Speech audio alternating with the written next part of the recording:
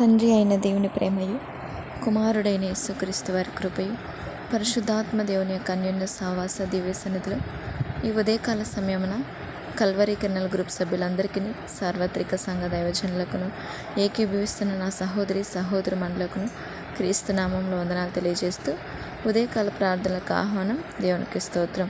కొద్ది నిమిషములు దేవుని యొక్క మాటలని, దేవుని యొక్క వాక్యాన్ని మనం ధ్యానం చేసుకొని, దేవుని యొక్క వాక్య వెనుకతల దేవుడు మన పట్ల కలిగిన ఉద్దేశములను, ఆలోచనలు మనం తెలుసుకోవడం మనకు చాలా అవసరం. ఎందుకంటే ఈ లోకంలో కన్న తల్లిదండ్రుల యొక్క ఇష్టాలని మనం గౌరవించడం అనేది పిల్లల యొక్క బాధ్యత కదండి. అలాగే మన తండ్రి అయిన మన తల్లిదండ్రులనే పుట్టించి వాళ్ళ గర్భాల నుండి మనల్ని దేవుడు నడిపించిన ఆ సృష్టికర్త యొక్క ఇష్టాన్ని కూడా తెలుసుకోవడం మన యొక్క బాధ్యత. ఆయన ఇష్టం మన పట్ల కలిగి ఉన్న ఆలోచన, ఆ తలంపులు మనం తెలుసుకొని ఆయనకు అనుగుణంగా నడిచినప్పుడు మన తండ్రి అయిన దేవుడు ఇంకా మనల్ని ప్రేమిస్తాడు, మన పట్ల గొప్ప కార్యములు చేస్తారు. గొప్ప కార్యం చేయడం కంటే ఆయన నిత్య రాజ్యానికి మనల్ని వారసులుగా చేయడం అనేది మనకు కావాలి కదండి. ఈ లోకంలో ఎంత పొందుకున్నా మనకు కాదు, కానీ నిత్య జీవాన్ని పొందుకోబోతున్నామా లేదా అనేదే మనకు కావాలి. ఆ అదృశ్యమైన నిత్య జీవం కోసం, నూతనమైన పేరు కోసం, జీవఫల వృక్షముల కోసం మనము ఆశపడు వారంగా, అంటే పైనున్న వాటి కొరకై మనం ఆశపడి అతిశయపడు వారంగా ఉండాలని దేవుడు కోరుకుంటున్నాడు. మరి వాక్యంలోకి వెళ్దాం. యోహాను సువార్త 13వ అధ్యాయం 7వ వచనం. యోహాను సువార్త 13వ అధ్యాయం 7వ వచనం మనం ఆలోచన చేస్తే, ఈ యొక్క సందర్భము యేసు ప్రభు గారు శిష్యుల పాదములు కడుగుతున్న సమయంలో ఉన్న సందర్భం. 7వ వచనం. అందుకు యేసు, నేను సేవ చేయుచున్నది ఇప్పుడు నీకు తెలియదు, కానీ ఇక మీదట తెలుసుకుందువని అతనితో చెప్పగా.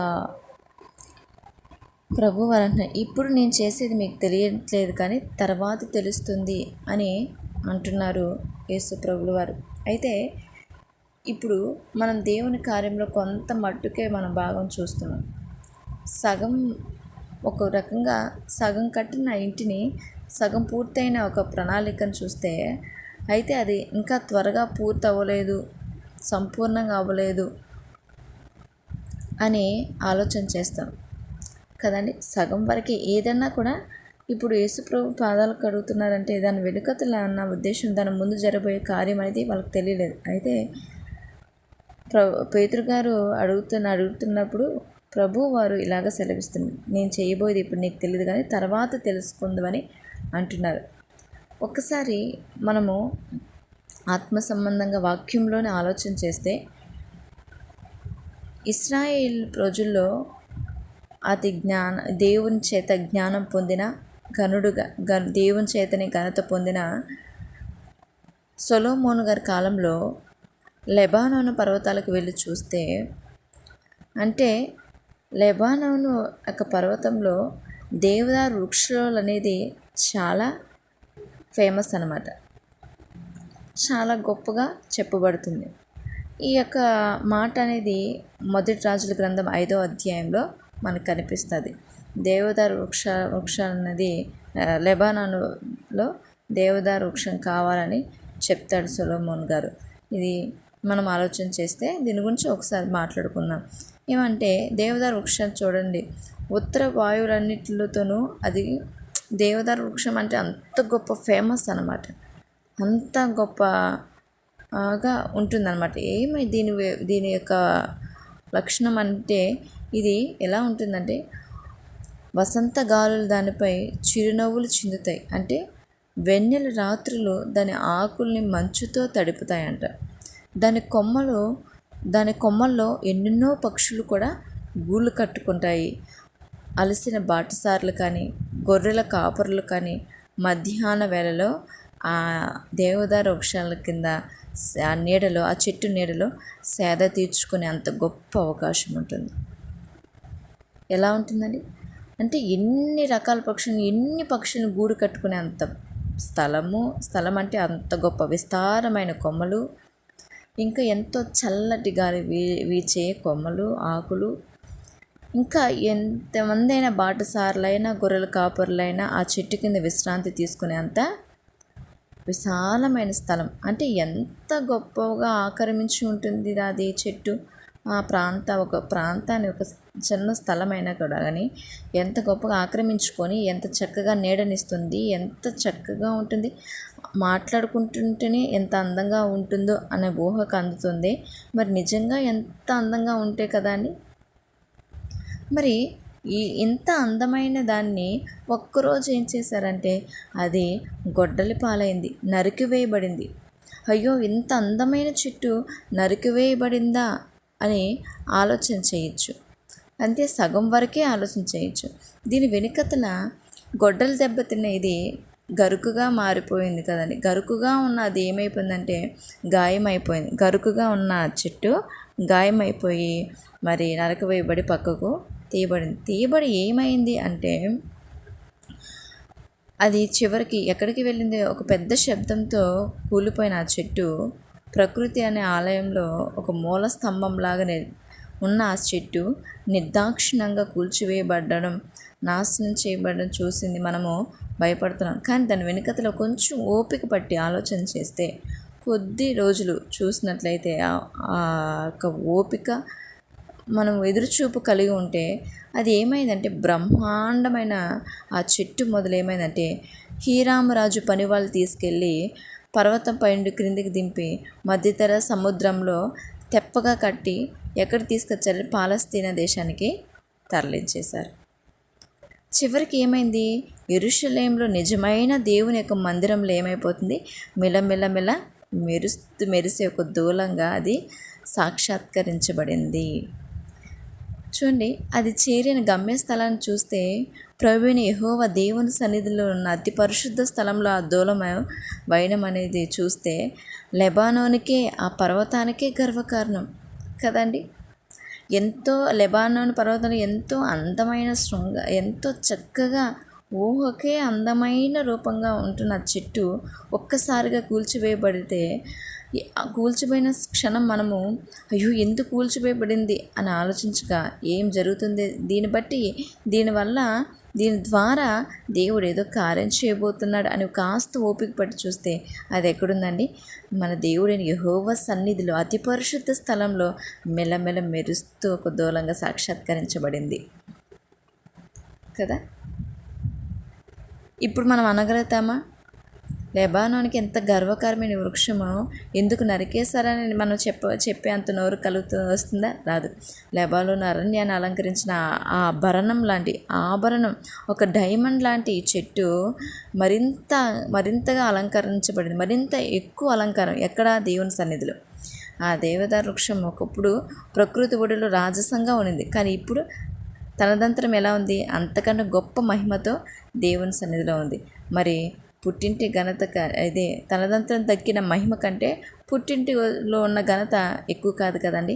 తర్వాత వచ్చిన ఘనత చాలా గొప్పగా ఉంది. అప్పుడు ఆ దేవదారు వృక్షాలు వల్లే మన హృదయాలు కూడా కదండి. దేవుని యొక్క శ్రమల గొడ్డలి వల్ల ఆ చెట్టు బోడుగా నరికేయబడింది.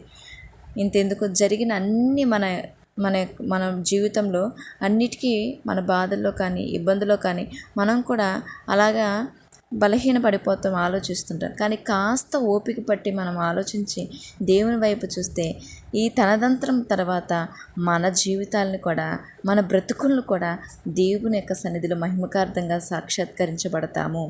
అంటే ఇక్కడ మనం ఆలోచన చేయాల్సింది ఏంటంటే ప్రభు ముందు చేయబోతున్న కార్యముల కొరకు మనం కాస్త ఓపికగా మనం ఉండాలి. శ్రమ పడుతున్నాము, గొడ్డలు పెట్టబడుతున్నాము, ఇబ్బంది పెట్టబడుతున్నాము, ఏమైపోతుందో అని ఆలోచన చేస్తున్న మనం దీని తనదంతరం దేవుడు కార్యమే చేస్తాడు అనుకోవాలి తప్ప ముందున్న ఆ ఘనత కంటే మరింత ఎక్కువ ఘనత, మహిమ దేవుడు మనకు కలుగజేస్తాడు. అంత గొప్ప కార్యములు మన జీవితంలో చేస్తాడనే దీని అర్థం. కనుక ఇటు జీవితాన్ని పొందుకోవాలని దేవుడు నిన్ను నన్ను కోరుకొని మన జీవితంలో కలగాలని దేవుడు ఆశపడుతున్నాడు. కనుక అటువల్లే మనం కాస్త ఓపిక పట్టి దేవుడు ముందు తనదంతరం చేయబోయే కార్యములు మనము చూద్దాం. దేవుడు తన పరిశుద్ధ వాక్యం దీవించిన గాక. ప్రార్థన చేసుకుందాం. మహాగరుడ, మహోన్నతుడ, సర్వశక్తిమంతుడు నా తండ్రి, జీవం గల దేవా, వందనాలు తండ్రి. ఈ ఉదయకాల సమయాన్ని బట్టి నేను స్తుతిస్తున్నాను ప్రభా. ఎంత గొప్ప చక్కటి వాక్యం ప్రభా. ఇదిగో నా తండ్రి, మీరు చేయబోయే తనతంత్రం కార్యములు కాస్త ఓపిక పట్టుకొని చూసినట్లయితే ఎంత గొప్ప ఆశ్చర్యం కలుగుతుంది ప్రభా. మీరు కృప చూపించండి, దయ చూపించండి. మీరు మాత్రం మహిమ పొందుకోండి నాయన. రాత్రంతా మమ్మల్ని కాపాడినందుకు స్తోత్రాలు. ఈ ఉదయకాల సమయాన్ని బట్టి నేను స్తుతిస్తున్నాను ప్రభా. మీరు కృప చూపించు నాయన. మీకు వందనాలు, స్తోత్రాలు చెల్లిస్తున్నాను. ఈ దినాన్ని మాకు ప్రసాదించిన మా రక్షకుడ, మా విమోచకుడైన తండ్రి, మా ఆశ్రయదుర్గమ, మమ్మల్ని ఏలుతున్న మా మహారాజా, మీకు కృతజ్ఞతాస్తుతి స్తోత్రాలు చెల్లిస్తున్నాను తండ్రి. ఇదిగో నా దేవ, సార్వత్రిక సంఘాల నిమిత్తమై, సేవకుల నిమిత్తమై, విశ్వాసుల నిమిత్తమై మానకడుగుతున్నాను ప్రభా. మీరు దీవించండి, మీరు కృప చూపించండి. మీరు మాత్రమే మహిమ పొందుకోమని వేడుకొంచున్నాను తండ్రి. మీకే స్తోత్రాలు చెల్లిస్తున్నాను. ఇదిగో నా తండ్రి ప్రభా, ఇట్టి రీతిగా సంఘం శ్రమల్లో ఉన్న, విశ్వాసుల శ్రమల్లో ఉన్న, సేవకుల శ్రమల్లో ఉన్న తనదంతరం గొప్ప మహిమ ఇస్తారని ప్రభా.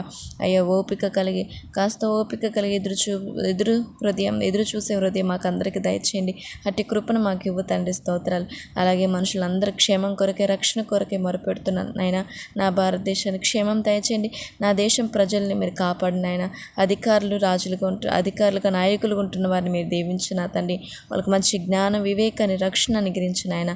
ఇదిగో యవనస్తులు మీరు కాపాడు నా తండ్రి. యవన కాలం తమ జీవితాలు పోగొట్టుకోకుండా, నా తను నశించిపోకుండా, అపవాద ఉచ్చులో పడిపోకుండా మీరు కాపాడండి. ఎంతోమంది పడిపోతున్నారు అయ్యా. నీ చిత్తమైన వారిని ఈరోజు దర్శించమని వేడుకొంచున్నాను తండ్రి. వాళ్ళ బ్రతుకులు కాపాడండి. మన నిరుద్యోగ పరిస్థితిలో ఉన్నారు నాయన, కార్యం చేయి ప్రభా. వాళ్ళ వివాహ విషయంలో నా సహోదరులు, నా తమ్ముళ్ళు, నా స్నేహితుల విషయాల్లో మీరు కార్యం చేయి తండ్రి. మంచి వివాహాలు జరిగించిన ఆయన. సొంత ఆలోచనలు బట్టి, ఈ లోక ప్రేమ బట్టి నశించిపోకుండా, ఏ ఒక్కరు పాడవకుండా మీరు కాపాడమని నీ పాసలో వేడుకొంచున్నాను తండ్రి. స్తోత్రాలు. అలాగే తండ్రి, స్కూల్ కాలేజీలకి అయ్యా, పిల్లలు, చంటి పిల్లలు, పెద్దలు అయ్యా స్కూల్స్కి వెళ్తున్నారు, క్షేమం దయచేయండి. వాళ్ళు తోడుగా ఉండమని వేడుకొంచున్నాను తండ్రి. మీకే స్తోత్రాలు. అలాగే నా తండ్రి, మరి నీ కృపను బట్టి అడుగుతున్నాను ప్రభా. మీరు దీవించండి, మీరు ఆశీర్వదించండి.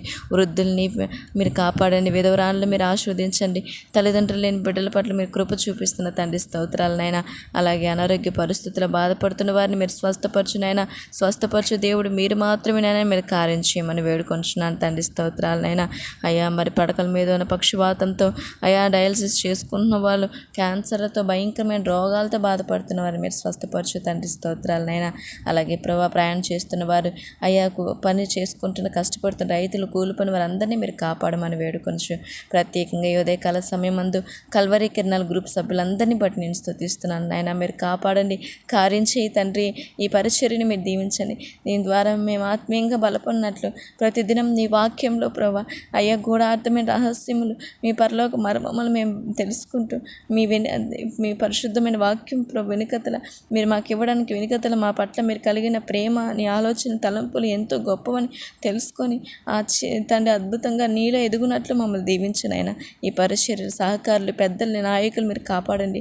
ప్రేయర్కి ఇచ్చిన సహోదరులు అయ్యా ప్రభా, చంద్రశేఖర్ గారిని, రమేష్ గారిని మీరు స్వస్థపరచు. వాళ్ళ కుటుంబాలు మీరు కాపాడండి. రాంబాబు గారిని, అభిషేక్ గారి కుటుంబాలు మీరు దీవించండి. సంతానాలు దీవించండి.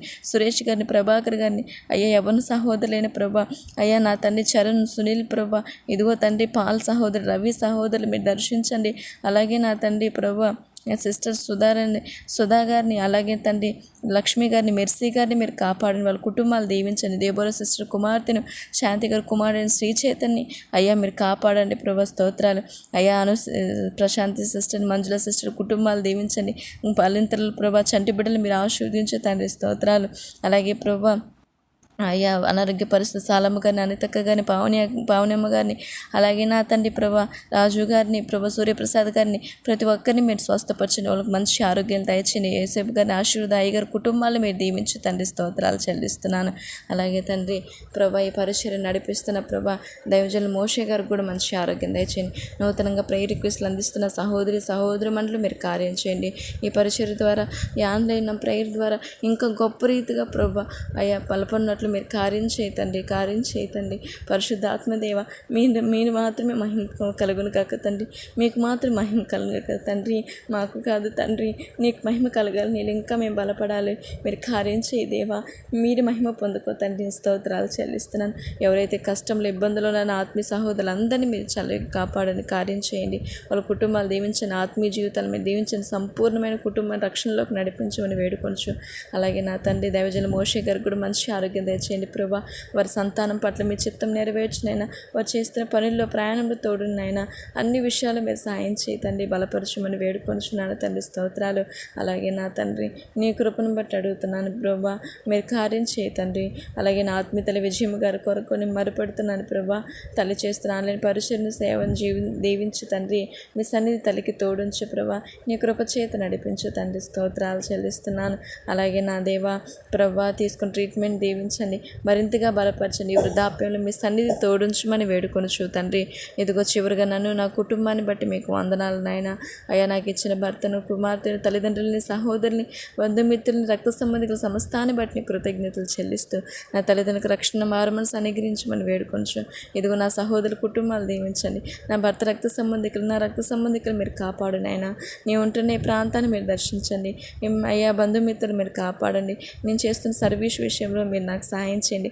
మీరు మాకు తోడుగుండి నాయన ఈ దినమంతా మీరు నడిపించమని వేడుకొనుచు ప్రభా. నా బిడ్డ పట్ల నీ చిత్తం నెరవేర్చండి. నా భర్త పనుల్లోను, ప్రయాణంలో, సమస్త కార్యంలోనూ మీరు తోడు నడిపించి మీ నామానికి మాత్రమే మహిమ పొందుకోమని కృతజ్ఞతలు చెల్లిస్తూ అయ్యా ఈ దినమంతా మీ కృపచేత నడిపించబోతున్నందుకు వందనాలు తెలియజేస్తూ సమస్త మహిమ ఘనత ప్రభావాలు మీరే పొందుకోమని యేసయ్య నామంలో అడిగి వేడుకొంచున్నాం కన్న తండ్రి. Amen, amen.